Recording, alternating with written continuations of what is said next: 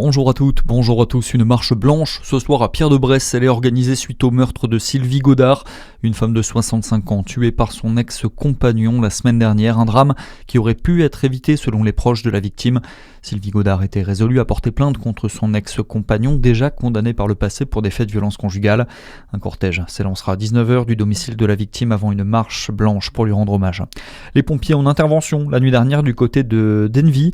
En cause, cet incendie survenu dans une maison située dans une rue étroite.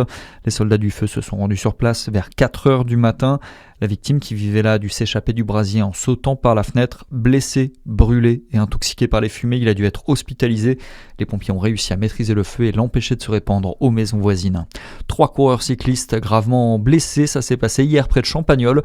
En cause, cet accrochage dans le peloton à l'occasion du traditionnel prix Gavinier, une course cycliste organisée par le club de l'AC Champagnole.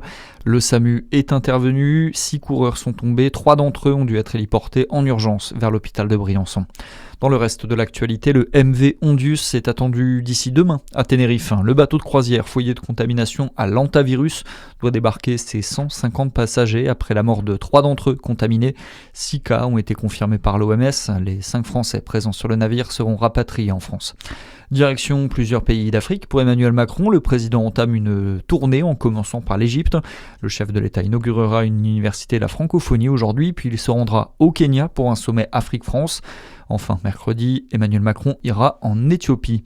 Et puis le sport en football, c'est un rendez-vous crucial pour le DFCO. Ce soir, 3e et avant-dernière journée de championnat. Et les Dijonnais se déplacent au Puy ce soir. Et en cas de victoire, Dijon validera sa montée en Ligue 2. Un match qui se jouera sans le vice-capitaine Quentin Bernard, suspendu la semaine dernière. Le Puy DFCO, le coup d'envoi du match, c'est à 19h30. C'est tout pour l'info. Bon week-end sur Fréquence Plus.